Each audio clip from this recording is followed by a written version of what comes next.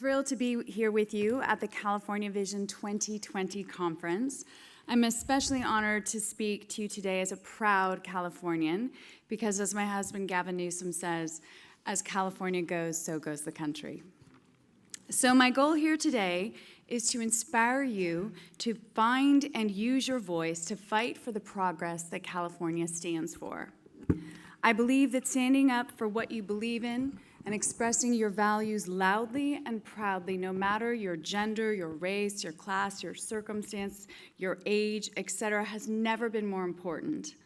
We're living in a time and an age where many of us are increasingly asking, is this the culture we want to be living in?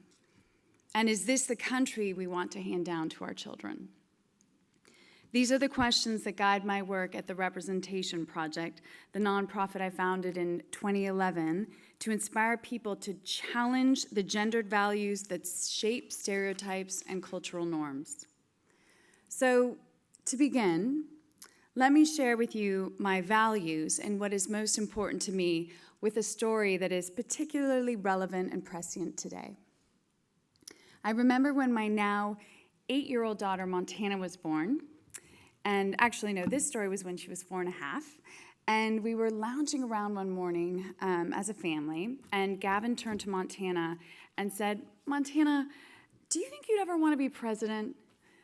Montana looked at us with those big, impressionable eyes and immediately responded with an answer that still shocks me to this day. "Oh, no, Mommy and Daddy. Girls can't be president. Only boys can be president." You should have seen the looks on our faces. I mean, I was aghast. Gavin's jaw dropped. It felt like the world was crumbling under our feet. I mean, I'd made Misrepresentation. How many of you in the audience have seen Misrepresentation? Can I see a show of hands? Okay. Those of you that haven't, you can see it on Amazon, Netflix, iTunes, but you must see it. I don't care if you have a daughter or not, you have to see it. So I'd made Misrepresentation to inspire women into leadership. And then Gavin, of course, a declared feminist, has been very public in ensuring women have seats at the most powerful of tables. And yet here we were with our daughter telling us that women could not be presidents, as if it was the most obvious truth. We corrected her right on the spot, explained that just because our president was a man, and just because her books only show pictures of past male presidents, it doesn't mean that women can't be presidents. It just means that it hasn't happened yet in the United States of America, and that it's a hard road, a harder road than I think any of us imagined at the time. Now, I share this story with you to impress upon you that here in America, your gender, unfortunately, matters. And these limiting narratives are so pervasive, so omnipresent, that they affect us from the moment we're born, even if we're raised in the most equitable and empowered households.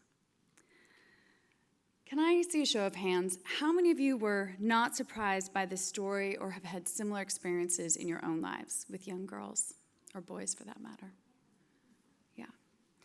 So, those of you that raised your hands, perhaps it's because you understand the historic symbolism of the presidency as the embodiment of national manhood, the whole symbolic architecture of the U.S.'s masculine-dominated culture where women, despite being 51% of the population and giving birth to 100% of the population, are still regarded as less important citizens with little regard for our agency, and where men, mostly a category of men, are still regarded as primary authority figures central to social organization, political power, moral authority, and control. Control of pretty much everything. Just look at the legislation that's trying to be passed in the Senate right now. It feels like we're in the middle of a time warp. I mean, this can't be the same United States of America where women have made incredible gains in the professional fields over the past several decades, where women are out-graduating men in college and graduate schools, where women are 47% of the workforce and hold 80% of purchasing power, and where the general population, not the Electoral College, overwhelmingly voted in favor of what could have been our first female president. Our biological differences aside, Gender stereotypes and the resulting inequity that we see all around us really does start with the conditioning and our learned environments. How many of you in this audience, I want to see a show of hands again, please. How many of you have spent time with young toddler age girls recently? Quite a few of you. Okay, well, if I have to go to another princess-themed birthday party, I may go Frozen on all of these toddlers and let it go. Now, don't get me wrong, I'm not morally opposed to the color pink or the occasional rhinestone. I'm not even opposed to princesses themselves, but the sheer dominance of this ideal is troubling. Our country's celebration of princess and celebrity culture only reinforces a cultural trend whereby our young girls who hear so many of those comments about their looks and so few about their capacity to lead are handicapped with the notion that their value lies in their youth, their beauty, and securing Prince Charming, while their brothers and male peers are taught early on that they are our natural-born leaders, along with some other troubling lessons that we'll talk about later. I knew I had to rewrite this story and do something about this rigid box that we were putting women and girls into. So I made Misrepresentation to challenge the media's limiting portrayals of women and girls and to address how mainstream media contribute to the underrepresentation of women in positions of power and influence. Though Misrepresentation premiered almost 7 years ago at the Sundance Film Festival and was sold to Oprah Winfrey Network, our recent news cycles show that there is still so much work left to be done. And I would argue our work is perhaps more urgent and more relevant than ever today. Ironic, isn't it, that some blame the media for the outcomes of this past election, and women are still only 5% of media positions of clout. That means that 95% of what we all watch, read, and hear comes from a limited perspective, a masculine perspective. To that end, during the 2016 presidential election, across all major news channels, women only accounted for 28% of talking heads on news programming. According to Women's Media Center on the major broadcast stations, ABC, CBS, and Fox, women are only 25% of the anchors, correspondents, and reporters. Let's not forget, women are 51% of the population. And this extends well beyond news. In 2016, women comprised just 7% of all directors and 13% of all writers working on the top 250 domestic grossing films. Further, from 2007 to 2014, only 11% of the top grossing films in this period were gender balanced, meaning that men and women shared the same speaking time. Additionally, a full 74% of all women on screen this past year were white, while only 11% were African American, 4% Latina, 4% Asian, and 4% otherworldly. In other words, audiences were as likely to see a non-human woman as they were a Latina or an Asian woman in film. Ironic, since Latinas make up about 9% of the US population, while aliens make up 0. And that's not to mention that once a female character does make it on screen, she still often perpetuates these limiting stereotypes about women, her value lying mostly in her youth, her beauty, and her sexuality. Gender stereotypes have become so normalized in our culture that we're not even conscious of them. And the marketplace and media further reinforces a culture that devalues women and girls while encouraging dominance and aggression in our boys and men. Which brings me to boys and men. Boys and men need a new status quo, just as women and girls do. You see, males are born into a society that ranks their half of the population over the female half. All of the way back to the womb, boys are socialized to believe that anything associated with femininity is deemed inferior. They're told not to act like girls, as if being female in and of itself is something to be ashamed of. They're encouraged to compete, form hierarchies, and utilize aggression, regardless of the cost. Over time, they assimilate the various messages fed to them, both consciously and subconsciously, that to be a man is to disconnect their heads from their hearts, repress emotions, and deny all associations with the feminine or caring parts of themselves. Empathy, emotion, and compassion are considered signs of weakness, and to be a man means physical dominance, sexual prowess, and financial control, something I explore in my 2015 Sundance premiere documentary, The Mask You Live In. And obviously, I'm not talking about all of you men in the room, because you wouldn't be here if you were my earlier description.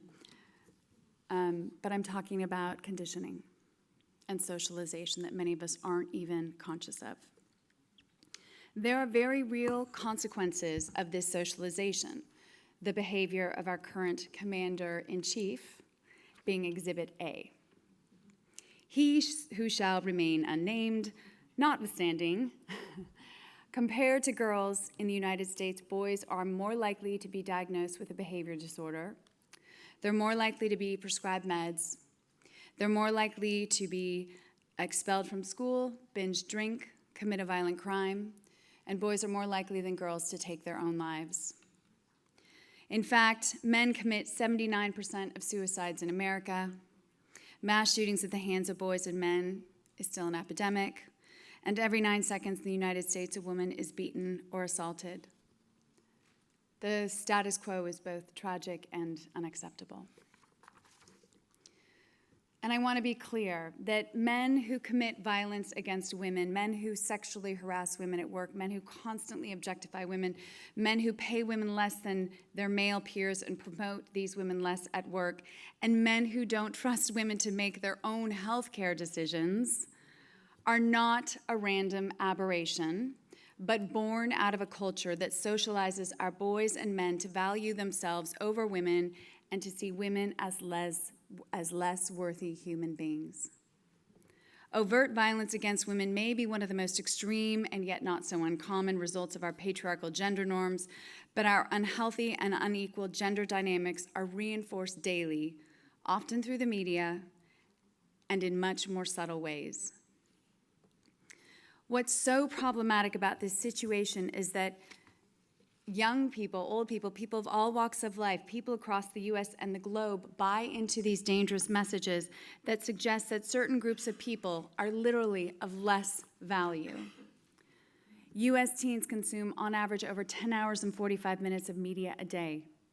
Between cell phones, iPads, and tablets, violent video games, and marketers selling to us at the bus stop, on the freeway, and in magazine stands, American youth are being sold sex, violence, and damaging gender stereotypes 24/7, and young women and people of color in particular pay a high price. The media acts as both a cultural messenger and a powerful reflection of culture itself. And the imbalanced gender hierarchy we see play out in media culture underlies the larger systemic inequality we see all around us. And it really is systemic. Despite having made some progress, women's leadership continues to plateau at around 19% representation across American politics, business, military, religion, media, entertainment, and culture. Something that's easily forgotten when one woman makes it to the top. Furthermore, women are still paid much less than men, and that doesn't even touch upon the wealth gap, which is staggering. White women own a dismal 33 cents to the white man's dollar. Latina and African American women, they own only 1 to 2 cents respectively on the white man's dollar. And let's not forget that women still have to fight for both their reproductive choices and maternity leave. 1 in 4 women are victims of domestic violence, and 1 in 5 are victims of sexual assault. Gender inequality is in fact very real, and the proof is everywhere. But as is hinted in the stats above, where the numbers even differ greatly between white women and women of color, gender is not the only aspect of our identities that our society puts a false hierarchy around. It's just the template for hierarchies of perceived strength over perceived weakness. In other words, one group is continually represented as more valuable than the other. Men compared to women, white lives compared to black lives, and straight compared to LGBTQ. In essence, we literally dehumanize the other less valued group in relation to the privileged group, leaving us all slightly less than human. Nobody wins in this model. I mean, does it feel like anyone's winning in America right now? Now, I say this not to depress you, but to call upon you. There's something wrong with this culture that we live in, and it's up to all of us to help challenge and change the status quo. Because a major cause of inequality is the normalization and acceptance of the status quo as if it's the way things have to be. Men are from Mars, women are from Venus, men are the breadwinners, women are the caretakers, white men are the predominant holders of wealth and power in this country, and women and people of color have to fight for the leftovers. It's the 21st century. Equality and prosperity are not a zero-sum game. Another cause of continued injustices is a culture of silence, a bystander culture that discourages individuals through intimidation and alienation from speaking out when they know that something is wrong and unjust. An example of this is when my husband, Gavin Newsom, championed marriage equality back in 2004 and was met with personal attacks from both his church and the conservative establishment, but also from his own party who exclaimed, "Too much, too soon, too fast." We call this the bro code in the mask you live in, where the collective shies away from taking a stand for what is just and right for fear of personal, political, or corporate backlashes. And we women are just as complicit in perpetuating this culture as are our men. So how do we remedy this? And what can each of you in this room do to move our country towards justice and equality for all? Certainly, our history, institutions, and traditions have enabled hierarchy and injustice. Despite our American founding dream of liberty and justice for all, the founding truth of our country is one based on subordination and oppression of women and people of color, rape and pillage of Native Americans and their lands, and the enslavement of African Americans. The realities, though, of our past do not have to limit the possibilities of our future. And our ability to finally reach our founding dream is within our reach. And that's where our work at the Representation Project comes into play. At the Representation Project, we know that each of us has a hand in creating culture, and so we also have the power to disrupt it and recreate it. To that end, we must challenge toxic norms in corporate culture, the media, and our daily lives. In particular, we must teach and show our children and grandchildren from day one that women are truly equal to men. We must do the internal work of assessing our own biases, gender, race, class, or otherwise, and then engage our friends and family and colleagues in overcoming them. Expanding for our children and future generations what is possible, what it is to be human and a member of a larger community. In California specifically, where 12% of the country's women live, more than any other state in this country, we have to lead the way. Our friends in Silicon Valley and Hollywood have to improve the representations of women and people of color in leadership behind the scenes so as to ensure more positive and equitable media content. And here in Sacramento, where we have an impressive history of progressive policy efforts, we must continue to lead the way in championing policies that enable women and people of color to realize their human potential. And clearly, I see so many allies in this room. Judging from 2017 alone, I know that we can do it. In January, we saw millions of women from Los Angeles to Stockton to San Francisco gather and take to the streets to demand equality. On that day, we sent a strong message to the White House and the world that together we are capable of anything. So I want to leave each of you with today is that all of us must continue to speak up and out when we see that something is inequitable, when we see that something is wrong and unjust. Change is impossible when we are complicit with everyday injustices. And as Desmond Tutu says, if you are neutral in situations of injustice, you have chosen the side of the oppressor. So only with this level of commitment, always prioritizing our most sacred values of equality and justice for all, will we be able to change California and ultimately our country for the better. I repeat, as California goes, so can go the country. I made Misrepresentation in the Mask You Live In to be a catalyst for consciousness raising and cultural change, and we at the Representation Project are changing attitudes, behavior, and culture one individual and one community at a time. So now it's up to all of you. It's your turn to continue, because many of you already use your power and your privilege, but to continue to use your power and privilege to be a part of the larger cultural solution. We're all in the driver's seat, and we have the power to make real change. And so now we must demand a society and a culture that uplifts us all, that inspires our daughters to be presidents and CEOs and active citizens above all else, and that encourages our sons to be empathic, nurturing partners both at home and in their places of work, emboldening them to stand up for those who are less privileged. Your engagement in creating a healthier culture is the solution to so many of the state's and country's current problems, and the rest of the world and the rest of the country is waiting and watching to see that we get it right. So join us. Use the films and tools at the Representation Project to inspire action in your homes, schools, churches, communities, and places of work. Each of us is capable of affecting so much good in this world, and working together with justice, equality, and our common humanity in the forefront of our minds, I'm confident that we will succeed. Thank you.